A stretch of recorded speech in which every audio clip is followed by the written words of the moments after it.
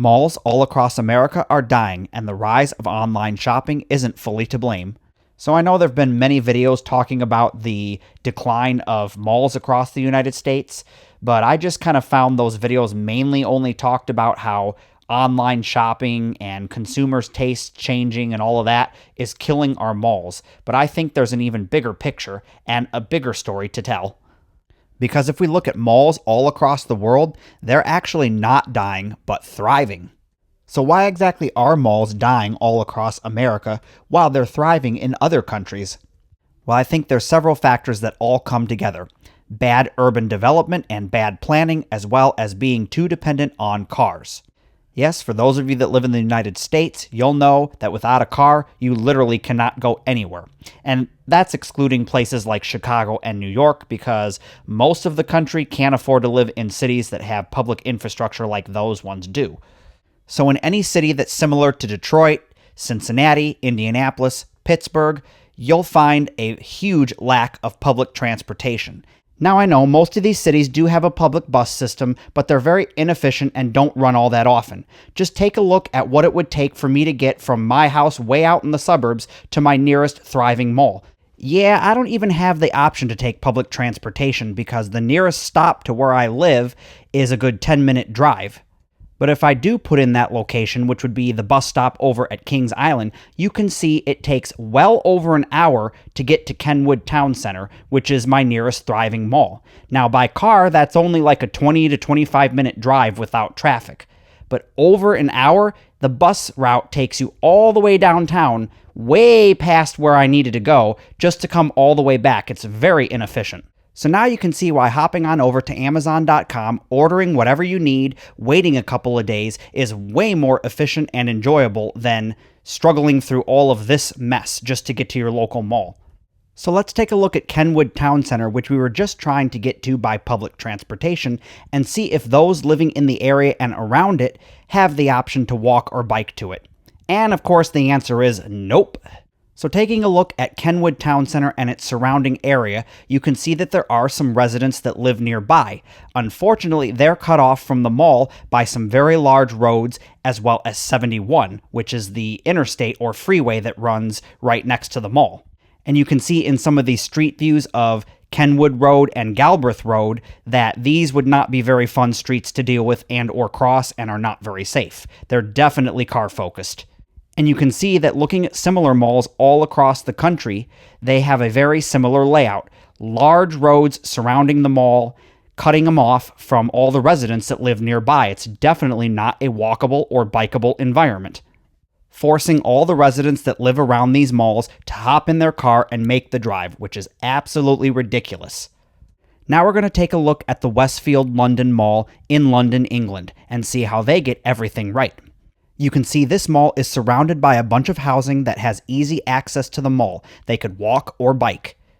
There's also a university adjacent to the mall, and all the students have the option to walk over to the mall easily and shop. The mall is even connected by several London Underground subway stops. So you could, in theory, live all the way across town on the other side of London, hop on the London Underground, and get all the way over to this mall without a car. So if we take a look at a few other malls across Europe, you can see they're all very bikeable, walkable, and connected to public transportation. Oh, but Chris, European cities are much older than American cities, and they were built before all the car infrastructure. And yes, I do realize that, America came a lot later, and therefore the car was a thing, and they just built their cities more around cars, whereas European cities were already built when the cars came along, and so the cars kind of had to adapt to the city instead of the city adapting to the car. But it doesn't have to be this way. We could have built our cities to be more walkable and bike-friendly. Oh, wait, we did. Back in the 1800s and early 1900s, we had a thing called the trolley or streetcar, and they were everywhere in American cities. In fact, you could hop on a streetcar or a trolley car and go just about everywhere. So what went wrong?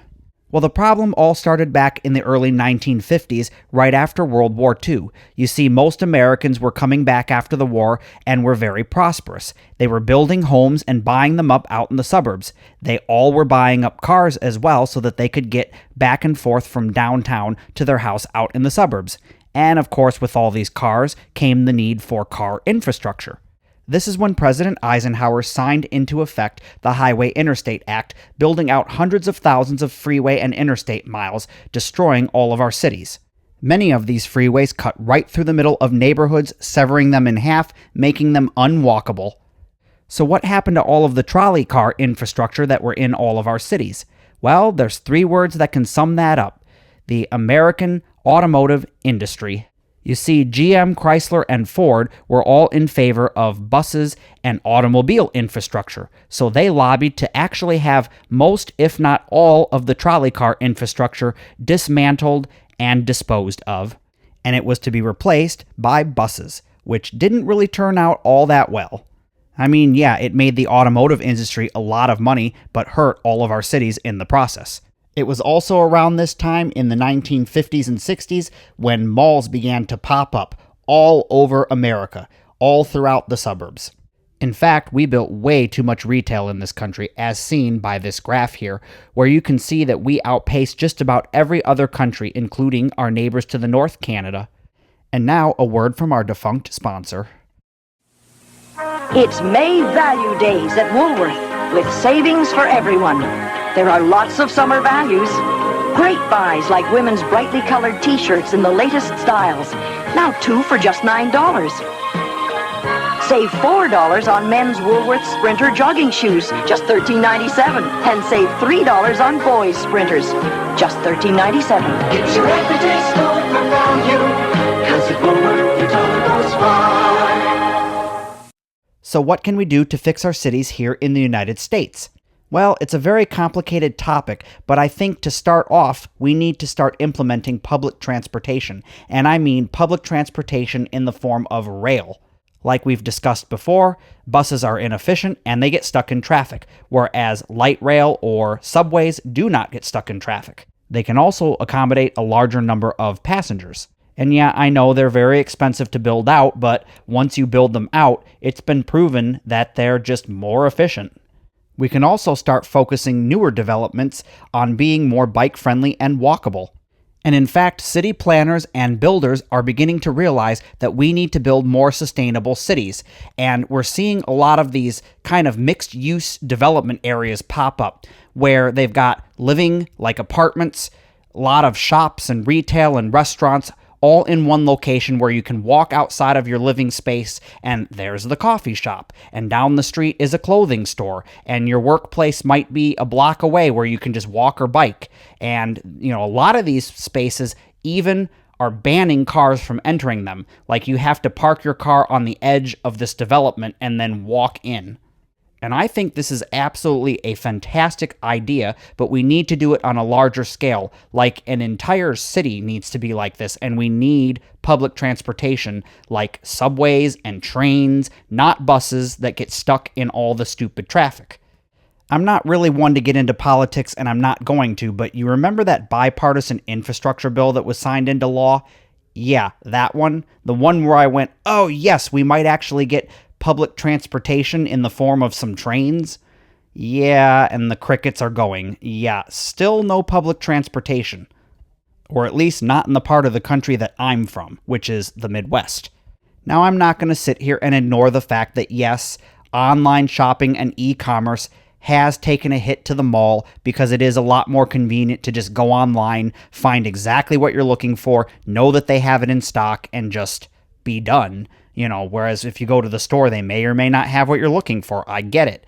But still, I absolutely love going to the store, walking around, seeing the products, touching the products. And I've talked to a lot of people that feel the same way. They want to go into the mall and shop, but they don't want the same old that has been thrown at us for the last several decades.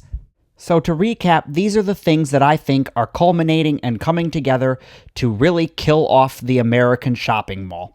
You have the lack of public transportation to get people from where they live to the mall, all culminating with the ease and availability of online shopping and the convenience of online shopping. Combine that with the malls continuing to do what they've always done, and that is offer the same old, same old. Many malls are not updating, they're not changing with the times, and they're not becoming a destination to draw people in and away from their computers. If I have to get in my car and drive a good 20 to 30 minutes to the mall, there better be something other than just shopping, because I can do that right from home. Now, don't get me wrong, I still love the mall. I absolutely love going to different malls throughout the country. Let me know down in the comment section below what your favorite mall is, and do you still shop at the mall? Like, comment, subscribe, and I'll see you on another episode of Urbex.